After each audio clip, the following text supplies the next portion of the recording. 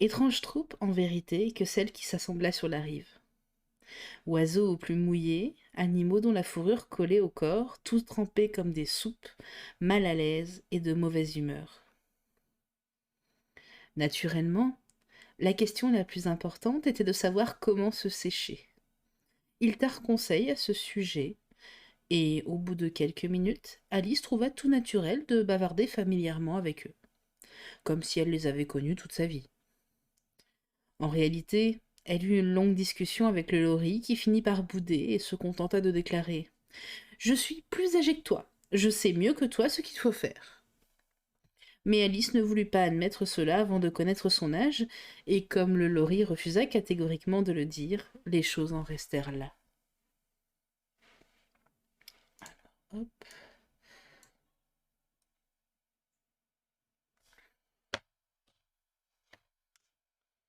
Excusez-moi.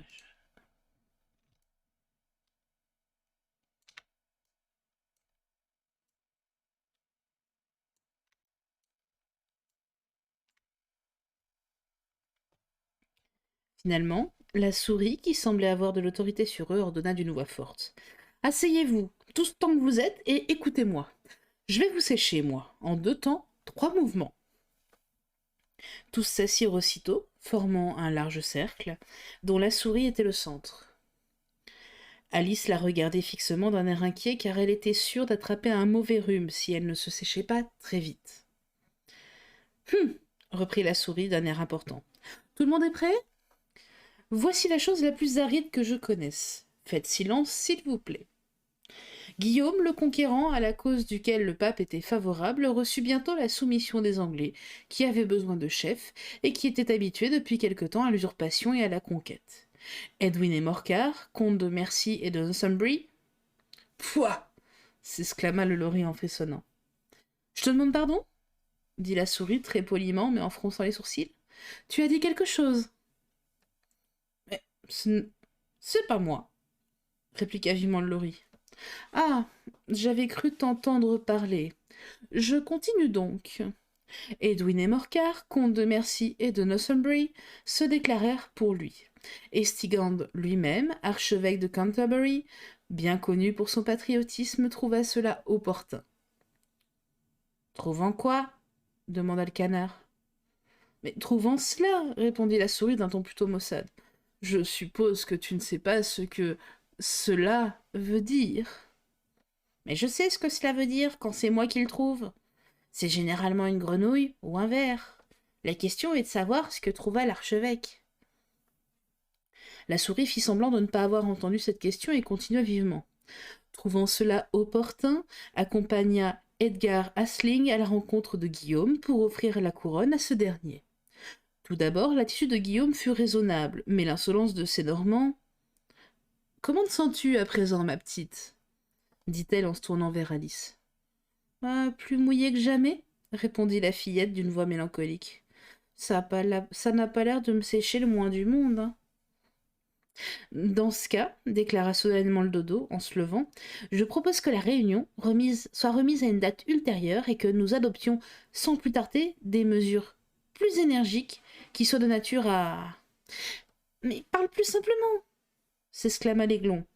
Je ne comprends pas la moitié de ces grands mots, et par-dessus le marché, je crois que tu ne les comprends pas toi non plus.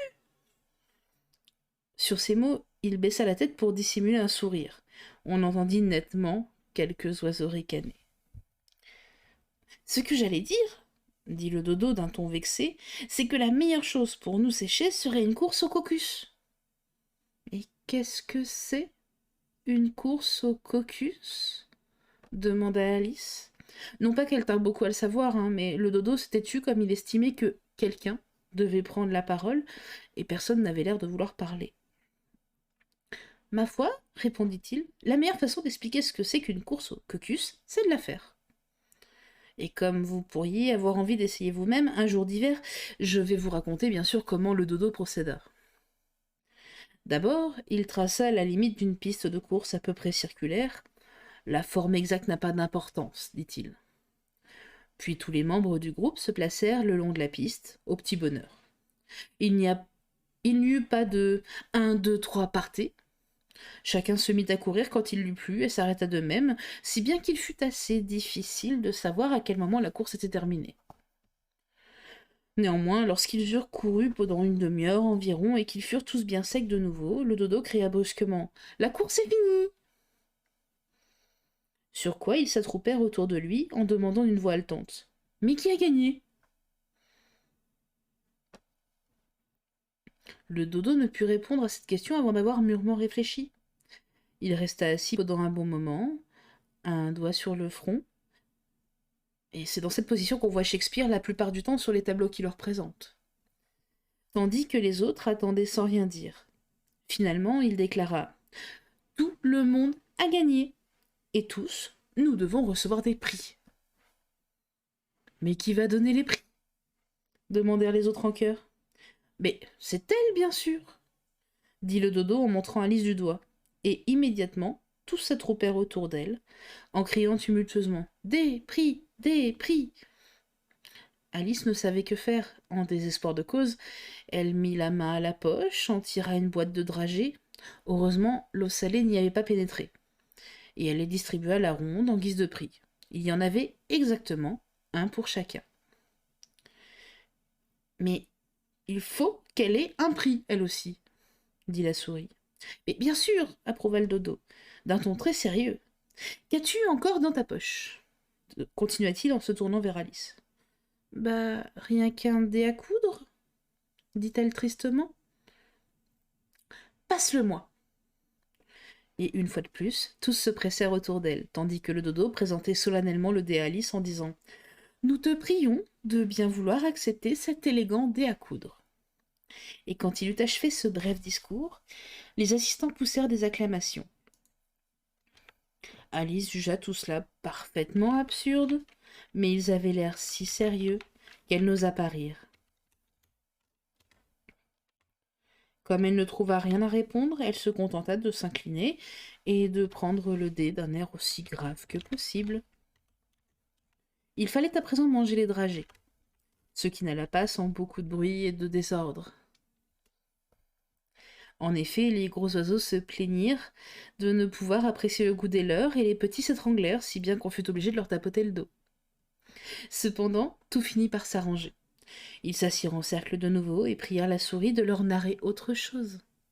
« Tu m'avais promis, te souviens-tu, dit Alice, de me raconter ton histoire et de m'expliquer pourquoi tu détestes les ch et les ch, ajouta-t-elle à voix basse, craignant de la froisser une fois de plus. Elle est bien longue et bien triste, s'exclama la souris en soupirant et en regardant sa queue. Il est exact qu'elle est très longue, déclara Alice en regardant la queue elle aussi d'un air stupéfait. Mais pourquoi la trouves-tu triste ?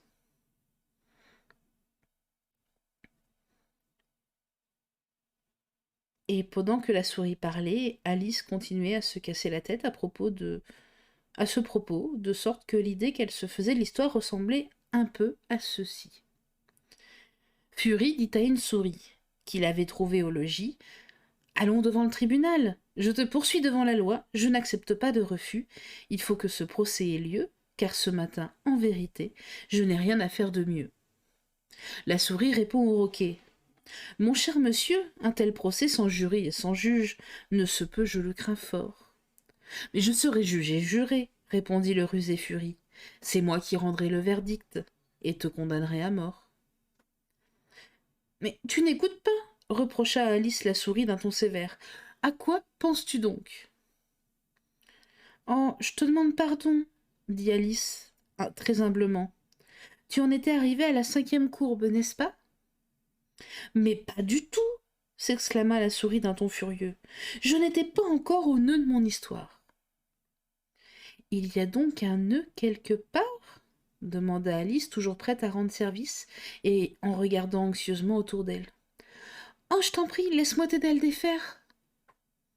Mais jamais de la vie, rétorqua la souris en se levant et en s'éloignant. Tu m'insultes en racontant des bêtises pareilles. Mais je ne l'ai pas fait exprès, dit la pauvre Alice pour s'excuser. Mais tu te froisses pour un rien, tu sais aussi. Et la souris, en guise de réponse, se contenta de grogner.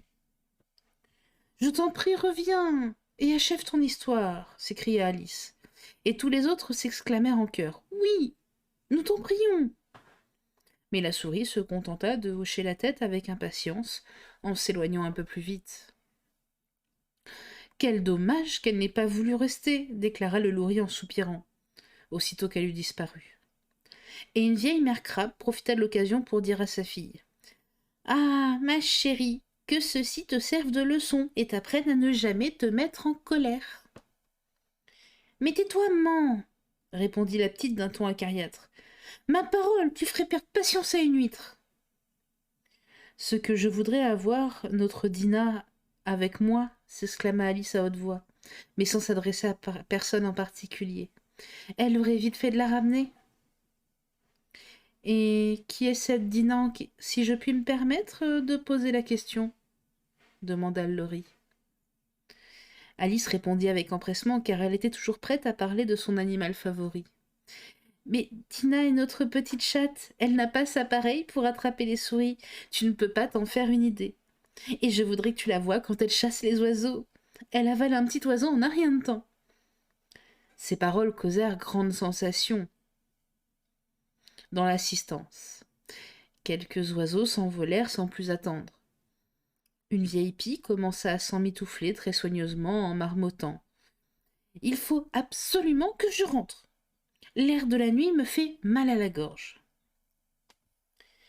Et un canari cria à ses enfants d'une voix tremblante. « Pardon, mes chéris, pardon, vous devriez être au lit depuis longtemps déjà. » Sous des prétextes divers, tous s'éloignèrent et bientôt, Alice se retrouva seule. « Ce que je regrette d'avoir parlé de Dinah, se dit-elle d'une voix mélancolique.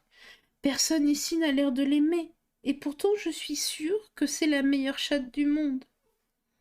Oh, ma Dinah chérie, je me demande si je te reverrai. Et si je te reverrai jamais. » Là-dessus, la pauvre Alice se remit à pleurer car elle se sentait très seule et découragée. Au bout d'un court moment, cependant, elle entendit dans le lointain un léger bruit de pas. Alors elle leva des yeux avides, espérant vaguement que la souris avait changé d'idée et revenait pour achever son histoire.